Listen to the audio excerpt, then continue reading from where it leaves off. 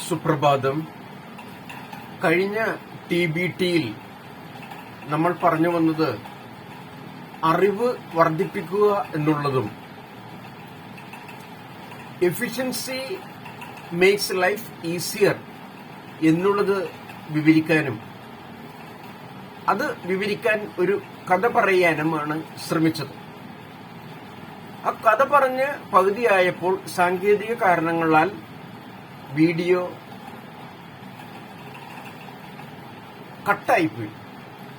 ക്ഷമ ചോദിക്കുന്നു. അതിന്റെ ബാക്കിയാണ് ഇന്ന് പറയുന്നത്. നമ്മളപ്പോൾ കഴിഞ്ഞ എപ്പിസോഡിൽ പറഞ്ഞു വന്നത് അമേരിക്കൻ പ്രസിഡന്റിന്റെ കുട്ടിക്കാലത്ത് അമേരിക്കൻ പ്രസിഡന്റിനോട് മാതാപിതാക്കൾ ചോദിച്ച ചോദ്യമാണ്. അതൊക്കെ പറഞ്ഞത് കാരണം വിവരിക്കുന്നില്ല. ചോദ്യം മാത്രം പറയാം. വലുതാവുമ്പോൾ നിങ്ങൾ എന്ത് ആവണമെന്നായിരുന്നു ചോദ്യം, അല്ലേ? അതിനുള്ള ഉത്തരമായി പലരും പലതും പറഞ്ഞു. അവസാനം പിതാവ് പറഞ്ഞത്, നിങ്ങൾ ആരായാലും കുഴപ്പമില്ല, നിങ്ങളൊരു മണ്ണുവെട്ടുകാരനായാലും കുഴപ്പമില്ല, പക്ഷെ മണ്ണുവെട്ടുകാരനാവണമെങ്കിൽ ലോകത്തിലെ ഏറ്റവും നല്ല മണ്ണുവെട്ടുകാരനാവണം എന്ന് പറഞ്ഞുകൊണ്ട് ഞാൻ ബിർളയെക്കുറിച്ചും അംബാനിയെക്കുറിച്ചും ടാറ്റയെക്കുറിച്ചും അങ്ങനെയുള്ള വ്യവസായ പ്രമുഖന്മാരെ കുറിച്ച് പറഞ്ഞു. അവർ ചെയ്യുന്ന പല വ്യവസായങ്ങളിൽ ഒന്ന് മണ്ണ് കുഴിച്ച് ഖനനം ചെയ്ത് അതിൽ നിന്ന് വിലപ്പെട്ട വസ്തുക്കൾ എടുക്കുക എന്നുള്ളതാണ്. അല്ലെങ്കിൽ മണ്ണ് കുഴിക്കുന്നതിന് സമാനമായ ഒരു ജോലിയാണ്. പക്ഷെ അവരെ നമുക്ക് മണ്ണ് വെട്ടി എന്ന് പറയാൻ പറ്റുമോ? ഒരു കാലത്ത് ചെറിയ നിലയിൽ നിന്ന് തുടങ്ങിയ വ്യവസായമാണ് വളർത്തി വലുതാക്കിയത്. മുമ്പ് പറഞ്ഞ എഫിഷ്യൻസി മേക്സ് ലൈഫ് ഈസിയർ എന്നുള്ളതിനെ അടിസ്ഥാനമാക്കി അവർ അവരുടെ കഴിവ് വർദ്ധിപ്പിച്ചതിന്റെ ഫലമായി, അറിവ് വർദ്ധിപ്പിച്ചതിന്റെ ഫലമായി അവർക്ക് ഇന്ന് മണ്ണ് വെട്ടേണ്ട ആവശ്യമുണ്ടോ? അല്ലെങ്കിൽ അതുപോലെയുള്ള ചെറിയ ജോലി തലയിൽ എന്തെങ്കിലും വഹിച്ചു കൊണ്ടുപോകേണ്ട ആവശ്യമുണ്ടോ? ഉത്തോലകം വെച്ച് എന്തെങ്കിലും വസ്തു തള്ളി നീക്കേണ്ട ആവശ്യമുണ്ടോ? ഇല്ല. അത് ചെയ്യാൻ ഇന്ന് അവർക്ക് പണിക്കാരുണ്ട്. പണിക്കാരുടെ എണ്ണം കൂടുകയും വ്യവസായം വികസിക്കുകയും ചെയ്തപ്പോൾ പണിക്കാരെ നോക്കാൻ ഒരു സൂപ്പർവൈസറെ വേണ്ടി വന്നു. വീണ്ടും വ്യവസായം വർദ്ധിച്ചപ്പോൾ, ബിസിനസ് വർദ്ധിച്ചപ്പോൾ പല സൂപ്പർവൈസർമാരെ വേണ്ടി വരുന്ന തരത്തിൽ ജോലിക്കാരുടെ എണ്ണം കൂട്ടേണ്ടി വന്നു. അപ്പോൾ ആദ്യം ഒരു പണിക്കാരനായിരുന്നുവെങ്കിൽ, പിന്നെ പണിക്കാരായിരുന്നുവെങ്കിൽ പണിക്കാരെ നോക്കാൻ പലതരത്തിലുള്ള സൂപ്പർവൈസർമാരായി. ലീഡ് ഹാൻഡ് ഫാബ്രിക്കേറ്റർ എന്ന് പറഞ്ഞാൽ ഒരു സൂപ്പർവൈസിംഗ് പോസ്റ്റാണ്. അതിന്റെ മുകളിൽ ഫോർമാൻ എന്ന് പറഞ്ഞാൽ സൂപ്പർവൈസിംഗ് പോസ്റ്റാണ്. ഫോർമാൻ തന്നെ പലതരം, അസിസ്റ്റന്റ് സൂപ്പർവൈസർ ഉണ്ട്, പൈപ്പിംഗ് അസിസ്റ്റന്റ് ഫോർമാൻ ഉണ്ട്, പൈപ്പിംഗ് ഫോർമാൻ ഉണ്ട്, ജനറൽ ഫോർമാൻ ഉണ്ട്, സീനിയർ ഫോർമാൻ ഉണ്ട്, അങ്ങനെ പലതും. അതിന്റെ മുകളിൽ സൂപ്പർവൈസർ എന്നുള്ള പോസ്റ്റ് ഉണ്ട്. സൂപ്പർവൈസർ തന്നെ പല മേഖലയിലുണ്ട്. ജൂനിയർ സൂപ്പർവൈസർ ഉണ്ട്, സീനിയർ സൂപ്പർവൈസർ ഉണ്ട്, പൈപ്പിംഗ് സൂപ്പർവൈസർ ഉണ്ട്, സ്ട്രക്ചറൽ സൂപ്പർവൈസർ ഉണ്ട്, ജനറൽ സൂപ്പർവൈസർ ഉണ്ട്, അങ്ങനെ പോകുന്നു. അതിന്റെ മുകളിൽ സൂപ്പരിറ്റന്റ് ഉണ്ട്. അവരുടെ മുകളിൽ വീണ്ടും മാനേജറോ എന്തെങ്കിലും പോസ്റ്റ് ഉണ്ട്. അവർക്ക് മുകളിൽ പോസ്റ്റ് ഉണ്ട്. അങ്ങനെ പല പോസ്റ്റുകൾക്ക് മുകളിലുള്ള വലിയൊരു പോസ്റ്റിലാണ് ഇന്ന് ഈ അംബാനിയോ ടാറ്റയോ ബിർളയോ അല്ലെങ്കിൽ അവരെ പോലുള്ള വ്യവസായ പ്രമുഖരിക്കുന്നത്. അത് MD എന്ന പോസ്റ്റായിരിക്കാം, അല്ലെങ്കിൽ ചെയർമാൻ എന്ന പോസ്റ്റായിരിക്കാം, അല്ലെങ്കിൽ പ്രസിഡന്റ് എന്നുള്ള പോസ്റ്റായിരിക്കാം. എന്ത് പോസ്റ്റ് ആവട്ടെ, ആ പോസ്റ്റിലിരിക്കുകയാണ്. ഇന്ന് അവർക്ക് മണ്ണ് വെട്ടണ്ട. മറ്റേ അമേരിക്കൻ പ്രസിഡന്റിന്റെ പിതാവ് പറഞ്ഞതുപോലെ, നിങ്ങൾ മണ്ണ് വെട്ടിയായാലും കുഴപ്പമില്ല, ലോകത്തിലെ ഏറ്റവും മികച്ച മണ്ണ് വെട്ടിയാവണം. യഥാർത്ഥത്തിൽ അതാണ് അവരുടെ യഥാർത്ഥ പ്രൊഫഷൻ. എന്ന് ചോദിച്ചു കഴിഞ്ഞാൽ, നിങ്ങൾ എന്നോട് എന്റെ പ്രൊഫഷൻ എന്ത് എന്ന് ചോദിച്ചു കഴിഞ്ഞാൽ, ഞാൻ ഇന്ന് പല തരത്തിലുള്ള ജോലികളിൽ വ്യാപൃതനാണ്. ഒരു പ്രോജക്ട് എഞ്ചിനീയർ എന്ന തരത്തിലും, റിസർച്ച് എഞ്ചിനീയർ എന്ന തലത്തിലും, ഡെപ്യൂട്ടി മാനേജർ എന്ന തലത്തിലും, മാനേജർ എന്ന തലത്തിലും, ഫാബ്രിക്കേഷൻ ഫീൽഡിൽ ഞാൻ പലതരത്തിൽ ജോലി ചെയ്ത് ഇന്ന നിലയിലെത്തിയിരിക്കുകയാണ്. പക്ഷെ നിങ്ങൾ എന്നോട് ചോദിക്കുകയാണ്, നിങ്ങൾ ആരാണെന്ന് എന്നോട് ചോദിച്ചു കഴിഞ്ഞാൽ ബേസിക്കലി അടിസ്ഥാനപരമായി ഞാൻ ആരാണെന്ന് പറയുമെന്നറിയാമോ? ഞാൻ ഒരു ഇരുമ്പ് പണിക്കാരനെ പറയൂ. ഫാബ്രിക്കേറ്റർ എന്ന പദവി പറയുന്നതിനേക്കാൾ മുമ്പ് ഞാൻ ഇരുമ്പ് പണിക്കാരൻ എന്ന് പറയാനോ അല്ലെങ്കിൽ ഷീറ്റ് മെറ്റൽ സംബന്ധമായ പാട്ടപ്പണിക്കാരൻ എന്ന് പറയാനോ ഞാൻ ശ്രമിക്കുകയുള്ളൂ.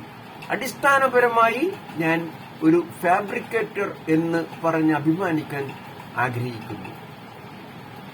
നിങ്ങൾക്ക് എന്റെ നെറ്റിയിൽ എന്ത് വേണമെങ്കിലും എഴുതി വയ്ക്കാം. എനിക്ക് എന്നെക്കുറിച്ച് എന്ത് വേണമെങ്കിലും പറയാം. ഈ നിൽക്കുന്ന ജോസഫ് ജൂഡ്, ഈ യൂട്യൂബിലൂടെ സംസാരിച്ചുകൊണ്ടിരിക്കുന്ന ജോസഫ് ജൂഡ് ഒരു ചീത്ത മനുഷ്യനാണെന്ന് പറയാം, കരുണയില്ലാത്ത മനുഷ്യനാണെന്ന് പറയാം, സ്നേഹമില്ലാത്ത മനുഷ്യനാണെന്ന് പറയാം, പാപിയാണെന്ന് പറയാം, എന്ത് വേണമെങ്കിലും പറയാം. ദരിദ്രനാണെന്ന് പറയാം, ധനാഢ്യനാണെന്ന് പറയാം, ക്രൂരനാണെന്ന് പറയാം, കള്ളനാണെന്ന് പറയാം. പക്ഷെ ഒന്ന് മാത്രം എന്നെക്കുറിച്ച് പറയരുത്, ജോസഫ് ജൂഡിന് ഫാബ്രിക്കേഷൻ അറിയില്ല എന്ന് മാത്രം പറയരുത്. ബേസിക്കലി ഞാനൊരു ഫാബ്രിക്കേറ്ററാണ്. ഞാനതിൽ അഭിമാനം കൊള്ളുന്നു. ഏതെങ്കിലും ഒരു ഫാബ്രിക്കേഷൻ ജോലി എന്റെ മുന്നിൽ കൊണ്ടുവന്നാൽ എനിക്ക് നോ എന്നൊരു വാക്കില്ല. There is not a word no in fabrication എന്ന് ചിന്തിക്കുന്ന വ്യക്തിയാണ് ഞാൻ. ഫാബ്രിക്കേഷനിൽ നോ എന്നൊരു വാക്ക് ഇല്ല എന്ന് ചിന്തിക്കുന്ന വ്യക്തിയാണ്. അതിനർത്ഥം ഞാൻ അഹങ്കാരം പറഞ്ഞുവെന്ന് കരുതരുത്. ഫാബ്രിക്കേഷനിൽ നോ എന്നൊരു വാക്കില്ല എന്ന് വിചാരിച്ചുകൊണ്ട് വേണം നിങ്ങൾ എല്ലാ ദിവസവും രാവിലെ ഫാബ്രിക്കേഷൻ ഫാക്ടറിക്കുള്ളിൽ കടന്നു വരാൻ. അത് നിങ്ങളുടെ ആത്മവിശ്വാസം വർദ്ധിപ്പിക്കും. ഇപ്പോൾ നിങ്ങൾ എന്നോട് വന്ന് പറയുകയാണ്, നാളെ ഒരു കപ്പലുണ്ടാക്കണം, ഷിപ്പുണ്ടാക്കണം എന്ന് പറഞ്ഞാൽ ഞാൻ എനിക്കറിയില്ല എന്ന് പറഞ്ഞ് പിന്മാറില്ല. ഞാൻ കപ്പൽ കണ്ടിട്ടുണ്ടാവാം ഒരുപക്ഷെ, അല്ലെങ്കിൽ കപ്പലിന്റെ പടം കണ്ടിട്ടുണ്ടാവാം. പക്ഷെ കപ്പൽ ഉണ്ടാക്കണമെന്ന് പറഞ്ഞാൽ അത് ഇരുമ്പ് കൊണ്ടുള്ള ഒരു വസ്തുവാണെന്നറിഞ്ഞാൽ ഞാൻ നോ പറയില്ല, നിങ്ങളും പറയരുത്. അപ്പൊ അതിന്റെ അർത്ഥം എന്താ? നാളെ ഇന്ന് കപ്പലുണ്ടാക്കണം എന്ന് പറഞ്ഞാൽ നാളെ ഞാൻ കപ്പലുണ്ടാക്കി തീർക്കുമെന്നോ കപ്പലുണ്ടാക്കാൻ തുടങ്ങുമെന്നോ എന്നല്ല. എനിക്കതിനെ കുറിച്ച് പഠിക്കേണ്ടതുണ്ടാവും, ഞാൻ പഠിക്കും, പക്ഷെ ഞാൻ ഉണ്ടാക്കും. ആ ആത്മവിശ്വാസമുണ്ട്. അതെനിക്ക് മറ്റു കാര്യങ്ങളെ കുറിച്ചില്ല. എന്റെ ഈ ഫാബ്രിക്കേഷനുമായി ബന്ധപ്പെടാത്ത ഒരു സംഗതിയെക്കുറിച്ച് നിങ്ങൾ സംസാരിച്ചു വന്നു കഴിഞ്ഞാൽ അതിനെല്ലാം ഉത്തരം ഞാൻ പറയില്ല. ഇപ്പോൾ ഒരു ഉദാഹരണം പറഞ്ഞാൽ, കമ്പ്യൂട്ടർ സംബന്ധമായിട്ടുള്ളൊരു സാധനം നിങ്ങൾ ഉണ്ടാക്കണമെന്ന് എന്നോടൊന്ന് പറഞ്ഞാൽ എനിക്കറിയില്ല എന്ന് പറയും. ഇലക്ട്രിക്കൽ സംബന്ധമായിട്ടൊരു സാധനം ഇന്ന് വരെ ഉണ്ടാക്കാമെന്ന് പറഞ്ഞ് എന്റെ അടുത്ത് വന്നു കഴിഞ്ഞാൽ ഞാൻ എനിക്കറിയില്ല എന്ന് പറയും. സിവിൽ സംബന്ധമായ ഒരു വലിയ കെട്ടിടം ഒരു പ്രത്യേക തരത്തിൽ സാധാരണ കവിഞ്ഞ രീതിയിൽ ഉണ്ടാക്കണമെന്ന് പറഞ്ഞാൽ എനിക്കറിയില്ല എന്ന് പറയും. എന്തിനേറെ റോഡിന്റെ പണി ഒരു സിവിൽ വർക്കാണ്, അതുപോലും അറിയില്ല എന്ന് ഞാൻ പറയുകയുള്ളൂ. പക്ഷെ ഫാബ്രിക്കേഷൻ ഇരുമ്പ് കൊണ്ടുള്ള ഒരു വസ്തുവും എനിക്കറിയില്ല എന്ന് ഞാൻ പറയില്ല. നിങ്ങളും പറയരുത്. നിങ്ങളും പറയാതിരിക്കുമ്പോൾ നിങ്ങൾ അഹങ്കാരികളായി മാറുകയല്ല. അത് ഉണ്ടാക്കാനുള്ള പഠനം ചെയ്യണം. അതെങ്ങനെ ഉണ്ടാക്കാമെന്ന് നോക്കണം. എങ്കിൽ മാത്രമേ നിങ്ങളുടെ ജീവിതത്തിൽ, ഫാബ്രിക്കേഷൻ ജീവിതത്തിൽ പുരോഗതി ഉണ്ടാവുകയുള്ളൂ. അല്ല എങ്കിൽ എന്ത് സംഭവിക്കും എന്ന് ഒരു കഥയിലൂടെ പറഞ്ഞ് ഞാൻ ഇന്നത്തെ TBT നിർത്തുകയാണ്. എന്താണ് മനുഷ്യനും മൃഗവും തമ്മിലുള്ള വ്യത്യാസം? അത് പറഞ്ഞുകൊണ്ടാണ് ഞാൻ നിർത്തുന്നത്. മനുഷ്യനും മൃഗവും തമ്മിലുള്ള വ്യത്യാസം മനസ്സിലാക്കുമ്പോൾ എന്തിനു വേണ്ടിയാണ് ഞാനത് പറയുന്നത്? ഫാബ്രിക്കേഷനിൽ നോ എന്നൊരു വാക്ക് പറയരുത്. എങ്ങനെയെങ്കിലും ഉണ്ടാക്കണം. ഏത് വർക്കായാലും ആ മെഷീൻ ഇല്ലായിരിക്കാം. ഈ ഉള്ള മെഷീൻ കൊണ്ട് എങ്ങനെ ഉണ്ടാക്കാൻ പറ്റുമെന്ന് നോക്കണം. ഉള്ള ടൂൾസ് കൊണ്ട് എങ്ങനെ ഉണ്ടാക്കാൻ പറ്റുമെന്ന് നോക്കണം. ആ ഒരു ശ്രമമാണ്. ഒന്നും സാധ്യമാവാതെ വരുമ്പോൾ ഇന്ന മെഷീൻ വാങ്ങിക്കേണ്ടി വരും, ഇന്ന ടൂൾ വാങ്ങിക്കേണ്ടി വരും, ഇന്ന പഠനങ്ങൾ നടത്തേണ്ടി വരും, പഠിക്കേണ്ടി വരും. പക്ഷെ അത് ഉണ്ടാക്കാൻ പറ്റും, ഉണ്ടാക്കണം. ആ ആത്മവിശ്വാസത്തോടുകൂടെ ഒരു ഫാബ്രിക്കേഷൻ ജോബിനെ ഏവരും സമീപിക്കാവൂ. അപ്പോൾ ഞാൻ അതുമായി ബന്ധപ്പെട്ട് ഒരു കഥ പറഞ്ഞു നിർത്തുകയാണ്. എന്താണ് മനുഷ്യനും മൃഗവും തമ്മിലുള്ള വ്യത്യാസം എന്ന് പറഞ്ഞു നിർത്തുകയാണ്. ആദിയിൽ സൃഷ്ടികൾ ഉണ്ടായപ്പോൾ, ഓരോരോ സൃഷ്ടി ദൈവം നടത്തിയപ്പോൾ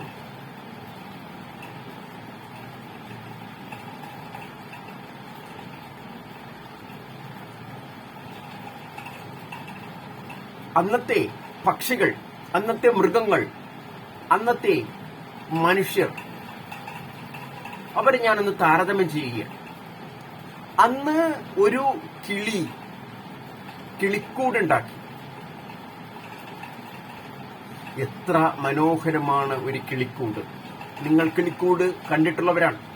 മനോഹരമാണ്, ശക്തിമത്താണ്. ഈ രണ്ട് ഗുണങ്ങളും നിറഞ്ഞതാണ് ഓരോ കിളികളുടെയും കിളിക്കൂടുകൾ.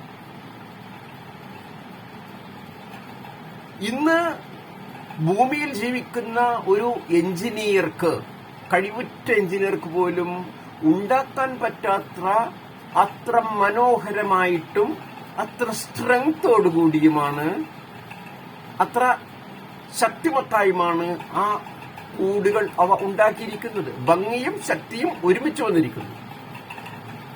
ഇന്നത്തെ ഒരു എഞ്ചിനീയർക്കും സാധിക്കാത്ത കാര്യമാണ് വളരെ ചെറിയ സമയത്തിനുള്ളിൽ കിളികൾ ചെയ്തു തീർക്കുന്നത്. അത് കിളികൾക്ക് എങ്ങനെ സാധിക്കുന്നു? ഏതെങ്കിലും എഞ്ചിനീയറിംഗ് കോളേജിൽ പോയി പഠിച്ചിട്ടാണോ, സ്കൂളിലോ കോളേജിലോ യൂണിവേഴ്സിറ്റിയിലോ പോയി പഠിച്ചിട്ടാണോ അവർ അങ്ങനെ ചെയ്യുന്നത്? ഇല്ല. അതൊരു എന്താണ് പറയുക, ജന്മസിദ്ധമായ ഒരു ഗുണമായി അവർക്ക് കിട്ടിയിരിക്കുന്നു. അതായത് പല്ലി മുകളിലൂടെ, മതിലിന്റെ മുകളിലൂടെ തലകീഴായൊക്കെ നടക്കുന്നു. അതിനെ ആരെങ്കിലും പഠിപ്പിച്ചു കൊടുത്തിട്ടാണോ? ജന്മസിദ്ധമായ വാസനയായി കിട്ടിയിരിക്കുന്നു.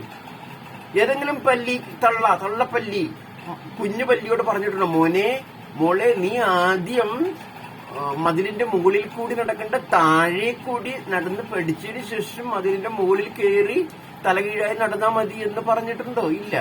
അത് അവർക്ക് ഒരു ജന്മസിദ്ധമായ വാസനയായി കിട്ടുന്നു. പാമ്പ് ഇഴയുന്നു, മറ്റു ചില ജീവികൾ ഇഴയുന്നു. ഇഴയാനുള്ള ഈ കഴിവ് എവിടെ നിന്ന് കിട്ടി?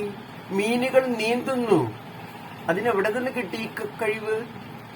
ചില ജീവികളെ തള്ള നോക്കുന്നേയില്ല. ജനിച്ചു കഴിഞ്ഞാൽ കുഞ്ഞുങ്ങൾ പല വഴിക്കാണ്, പ്രത്യേകിച്ച് പാമ്പിന്റെ കുഞ്ഞുങ്ങൾ പല വഴിക്കാണ്. പിന്നീട് ആ കുഞ്ഞിനെ അമ്മ കാണുമോ എന്നറിയില്ല.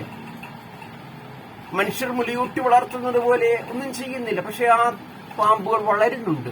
അവർക്ക് അമ്മയുടെ സ്നേഹം കിട്ടിയില്ലെങ്കിലും കുഴപ്പമില്ല. ഇതെല്ലാം ചില ജീവികളിൽ ജന്മസിദ്ധമായി കിട്ടിയിരിക്കുകയാണ്. അമ്മയില്ലെങ്കിലും വളരാനുള്ള കഴിവ്, ഒരു മരത്തിൽ നിന്ന് മറ്റൊരു മരത്തിലേക്ക് ചാടാനുള്ള കഴിവ് കുരങ്ങിന്. അപ്പൊ ഇതൊക്കെ ജന്മസിദ്ധമായി കിട്ടിയിരിക്കുന്ന കഴിവാണ്. മനുഷ്യൻ അങ്ങനെയുള്ള ഒരു കഴിവ്, ഒരു മരത്തിൽ നിന്ന് മറ്റൊരിലേക്ക് ചാടാനായിട്ടോ അല്ലെങ്കിൽ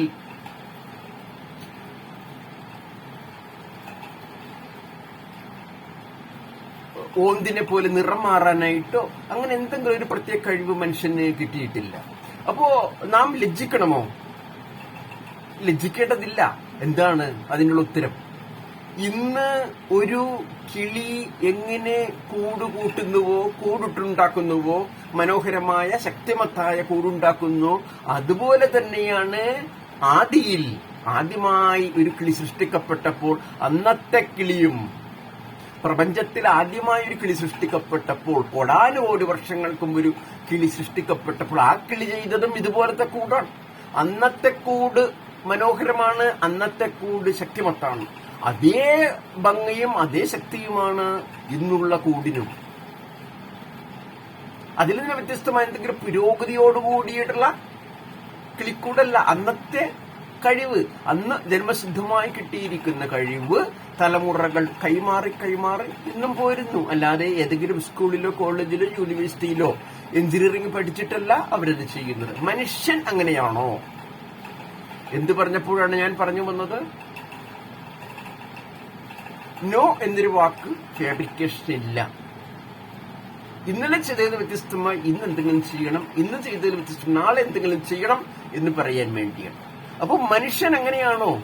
ആദിമകാലത്ത് മനുഷ്യൻ കോടാനുകോടി വർഷങ്ങൾക്ക് മുമ്പ് സൃഷ്ടിക്കപ്പെട്ടപ്പോൾ മനുഷ്യൻ ഉണ്ടാക്കിയ വീട് പോലെയാണോ? അല്ലെങ്കിൽ വീട് വേണ്ട, എന്ത് വേണമെങ്കിലും ചിന്തിക്കൂ. അന്ന് മനുഷ്യൻ സാധനങ്ങൾ കൊണ്ടുപോയത് പോലെയാണോ ഇന്ന് സാധനങ്ങൾ കൊണ്ടുപോകുന്നത്? അന്ന് മനുഷ്യൻ തിന്നിരുന്നത് പോലെയാണോ ഇന്ന് മനുഷ്യൻ തിന്നുന്നത്? അന്ന് മനുഷ്യൻ ഉണ്ടാക്കിയിരുന്ന സാധനങ്ങൾ പോലെയാണോ ഇന്ന് സാധനങ്ങൾ ഉണ്ടാക്കുന്നത്? കിളികളെ സംബന്ധിച്ച് വീടിനെ കുറിച്ച് പറഞ്ഞപ്പോൾ നമുക്ക് വീടിനെ കുറിച്ച് തന്നെ ചിന്തിക്കാം. അന്നുണ്ടാക്കിയ വീട് പോലെയാണോ മനുഷ്യൻ ഇന്ന് വീടുണ്ടാക്കുന്നത്? ഇല്ല. പുരോഗതിയായി. ഇന്നുണ്ടാക്കുന്ന വീട് പോലെയാണോ നാളെ ഉണ്ടാക്കാൻ പോകുന്നത്? ഇല്ല. ഇതിലും കൂടിയ പുരോഗതിയായി, ഇതിലും കൂടിയ ഭംഗിയുള്ളതായിരിക്കും, ഇതിലും കൂടിയ ശക്തിമത്തായിരിക്കും, ഇതിലും കുറഞ്ഞ സമയം കൊണ്ടുമായിരിക്കും ഉണ്ടാക്കുന്നത്. 3 കാര്യങ്ങൾ ഞാൻ പറഞ്ഞു. ഭംഗിയുണ്ടാവും, ശക്തിമത്തായിരിക്കും, കുറഞ്ഞ സമയം. 2 എണ്ണം കൂടുതലും പറഞ്ഞു, 1 എണ്ണം കുറവും പറഞ്ഞു. അപ്പോ മനുഷ്യനും മൃഗവും തമ്മിലുള്ള വ്യത്യാസങ്ങളിൽ ഒന്ന് ഇതാണ്. ഇന്നലെ നിന്ന് വ്യത്യസ്തമായിരിക്കണം ഇന്നത്തെ ഫാബ്രിക്കേഷൻ. ഇന്നലെ അപകടമുണ്ടായെങ്കിൽ അത് ഇന്ന് തിരുത്തണം. ഇന്ന് വ്യത്യസ്തമായി കൂടുതൽ ആരോഗ്യപൂർണമായ ഫാബ്രിക്കേഷൻ ആയിരിക്കണം നാളെ ചെയ്യേണ്ടത്. അത് ജോബിലും ആരോഗ്യം കാണണം, നമ്മുടെ ശരീരത്തിലും ആരോഗ്യം കാണണം.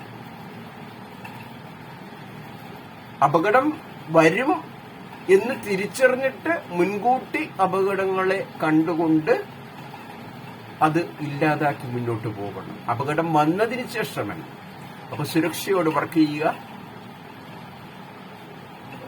There is not a word no in fabrication എന്നുള്ള വാക്ക് ഒരു ഫോർമുലയായി, ഒരു സ്ലോഗനായി, ഒരു മുദ്രാവാക്യമായി, ഒരു സൂത്രവാക്യമായി മനസ്സിൽ വെച്ചുകൊണ്ട് ജോലി ചെയ്യുക. നോ എന്നൊരു വാക്ക്, ഇല്ല എന്നൊരു വാക്ക് ഫാബ്രിക്കേഷനിൽ ഇല്ല. അത് അഹങ്കാരത്തിന് വേണ്ടിയല്ല പറയുന്നതെന്ന് ഓർമ്മിക്കുക, ആത്മവിശ്വാസത്തിന് വേണ്ടിയാണ്. അപ്രകാരം ഉള്ള സുരക്ഷയോടുകൂടി ജോലി ചെയ്യുന്ന ഒരു സുരക്ഷയെ നിറഞ്ഞ ഒരു ഫാബ്രിക്കേഷൻ ദിനം ഏവർക്കും കിട്ടട്ടെ എന്ന് ആശംസിച്ചുകൊണ്ട് നിർത്തുന്നു.